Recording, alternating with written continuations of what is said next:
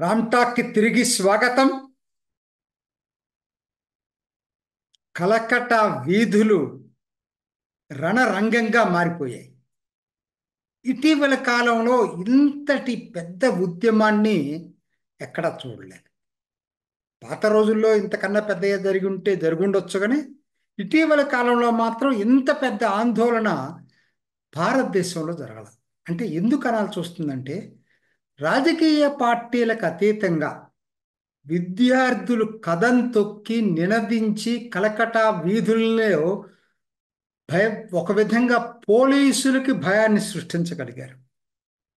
15-20 వేల మంది పోలీసుల్ని ఒక్క కలకటా నగరంలో కట్టడి లా అండ్ ఆర్డర్ కోసం దించేసింది మమతా బెనర్జీ. ఎందుకు వచ్చింది ఇదంతా కూడా?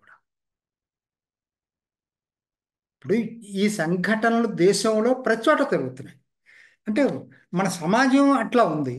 రేపులు జరగటం ఆ, ఒక్క ఇక్కడ జరగలేదు. కాకపోతే తను డాక్టర్ కావటం, అది సిటీలో జరగటంతో ప్రాముఖ్యత వచ్చిందేమో కానీ ప్రతి ప్రాంతంలో జరుగుతున్నాయి. దానికన్నా కోపం ఎక్కడొచ్చిందంటే, దాన్ని కవరప్ చేసుకోవటానికి మమత పడ్డ తంటాలు. అది ప్రజలందరికీ, దేశం మొత్తం కూడా దీని మీద చాలా తీవ్ర ఆందోళన తీసుకొచ్చింది. క్లియర్గా అర్థమైపోతుంది మమతా బెనర్జీ నిందితుల్ని రక్షించటానికి ఎన్ని పనులు చేసింది. ప్రిన్సిపాల్ని అక్కడి నుంచి వేరే కాలేజీకి మళ్ళీ ప్రిన్సిపాల్గా వేయటం, క్రైమ్ సీన్ తుడిచేయటానికి బయట నుంచి ఒక 1000 మందిని తీసుకొచ్చేసి క్రైమ్ సీను దెబ్బలు, చివరికి పోలీసులకు దెబ్బలు తగిలి క్రైమ్ సీన్ తుడిచేసే పరిస్థితి వచ్చిందంటే, పోలీసుల్ని దెబ్బ తగిలినా పర్వాలేదుగా నిందితుల్ని రక్షించాలనే స్థాయికి మమతా బెనర్జీ వెళ్ళటం, జనానికి ఒక రకమైన భావన ఏంటంటే ప్రభుత్వం నిందితుల్ని ప్రొటెక్ట్ చేస్తుంది, సో కాబట్టి మనకు న్యాయం జరగట్లేదు. మరి వాళ్ళు చూస్తూ ఉన్నారు పక్క పక్కన ఏం జరుగుతున్నాయి. ఇటువంటిదే హైదరాబాద్లో ఒకడు రేప్ చేసిన సంఘటనలో వాడిని కాల్చి పారేయటం జరిగింది పోలీసులు. మీ అందరికి తెలుసుది. అక్కడ దాకెందుకు, అందరూ ఇప్పుడు యోగిని గురించి చర్చించుకుంటున్నారు. యోగి దగ్గర గనక, యోగి కలకటాలో గనక, యోగి రాష్ట్రంలో గనక ఇదే జరుగుంటే వాడు అరెస్ట్ కూడా కాడు. ఇప్పటికీ ఫాల్స్ ఎన్కౌంటర్, ఏ ఫాల్సో గిల్స్ మనకు తెలియదు, ఎన్కౌంటర్లో చనిపోయి ఉండేవాడు అంతే. అంటే లేకపోతే శిక్ష ఎప్పటికి వస్తుంది? 25 సంవత్సరాలకు కూడా శిక్ష రాకపోవచ్చు, పడకపోవచ్చు. మన న్యాయస్థానాలు, న్యాయ వ్యవస్థలు అట్లా ఉన్నాయి. సో కాబట్టి ఆ జనం జనం కోరిక ఎట్లా ఉంది, తప్ప ఒప్పందం, జనం కోరిక ఎట్లా ఉంది. ఇవన్నీ ఏమైపోయినాయి, ఒక్కసారి కోపం పెరిగిపోయింది, చల్లారలా వాళ్ళకి. సుప్రీంకోర్టు విచారణ చేసింది, దేశం మొత్తం డాక్టర్లు కూడా ఆపేశారు ఆందోళన. కానీ పశ్చిమ బెంగాల్లో ఆగలేదు. పశ్చిమ బెంగాల్లో కోపం చల్లారలేదు. ఎందుకంటే వాళ్ళు డైరెక్ట్గా చూశారు, మమతా బెనర్జీ దారుణాతి దారుణంగా వాళ్ళకి అండగా నిలబడిందనే భావన బెంగాల్ ప్రజల్లో విపరీతంగా ఏర్పడింది. అక్కడి నుంచి మొదలయ్యి ఇవాళ ఈ విద్యార్థులు దాన్ని రాజకీయాలకు అతీతంగా ఛాత్ర సమాజ్ పేరుతోటి విద్యార్థులు ఈరోజు ఒక నబన్న అభిజాన్ అని, అంటే నబన్న అంటే ఏం లేదండి, బెంగాల్ పదం అది. సెక్రటేరియట్, సచివాలయానికి ర్యాలీ. దీంతో వాళ్ళు ఇవాళ ఒక ప్రోగ్రాం పెట్టారు. అయితే పోలీసులు పర్మిషన్ ఇవ్వలేదు. మొదట్లో అన్ని పక్షాలు జాయిన్ అయినాయి, ఇంక్లూడింగ్ సిపిఎం, కాంగ్రెస్, బీజేపీ అన్ని కూడా మద్దతు ఇచ్చినాయి. జాయిన్ అవటం అంటే దాంట్లో ఛాత్ర సమాజ్ విద్యార్థుల వరకే చేస్తున్నారు, మద్దతు ప్రకటించారు. చివరి నిమిషంలో అటు కాంగ్రెస్ ఇటు సిపిఎం మద్దతు విత్డ్రా చేసుకున్నాయి. కారణం ఏంటో తెలుసా? దీంట్లో ఆర్ఎస్ఎస్ వాళ్ళు ఉన్నారట. ఏమైందండి, సిపిఎం వాళ్ళు ఉంటారు, ఆర్ఎస్ఎస్ వాళ్ళు ఉంటారు, ఇంకొకరు ఉంటారు, కాంగ్రెస్ వాళ్ళు ఉంటారు. సమస్య అది కాదు కదా, అది మీ ఆర్ఎస్ఎస్ చేయట్లేదు. ఆర్ఎస్ఎస్ వాళ్ళు ఉంటే ఉండొచ్చు దాంట్లో, అంటే ఆర్ఎస్ఎస్ని అభిమానించేటువంటి టీచర్లు విద్యార్థులు ఉంటే ఉండొచ్చు.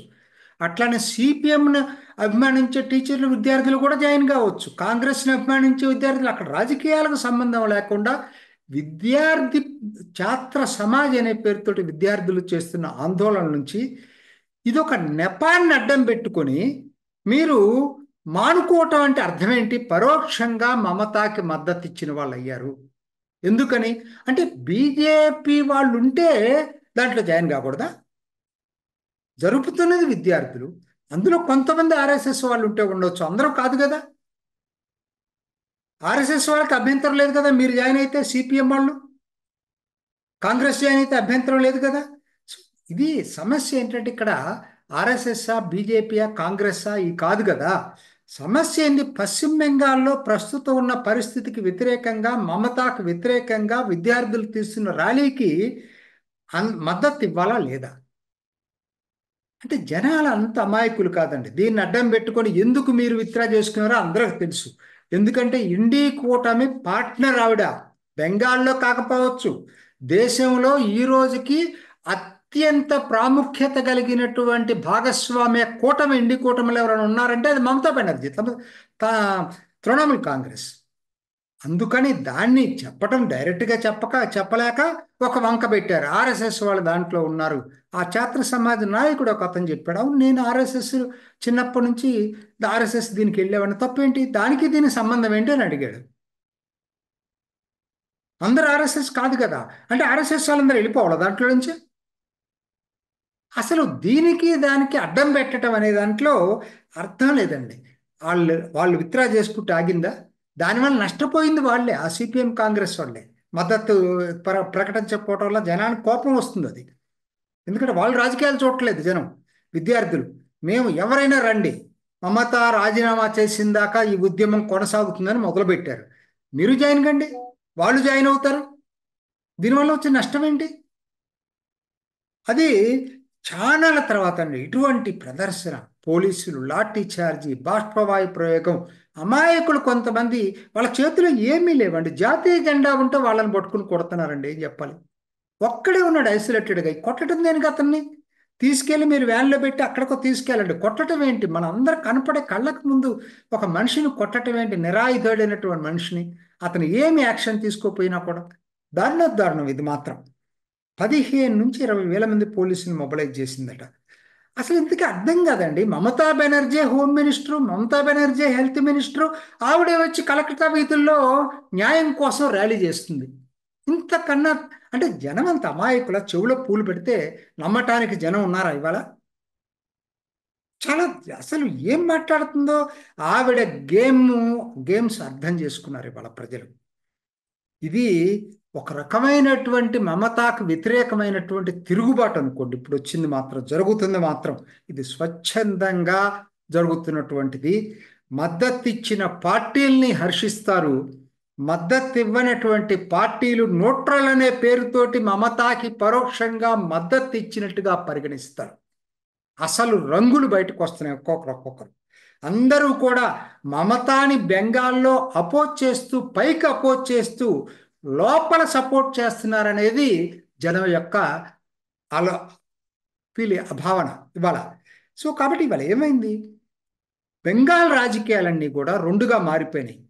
ఆగస్టు 9, 2024కి ముందు, ఆగస్టు 9, 2024 తర్వాత.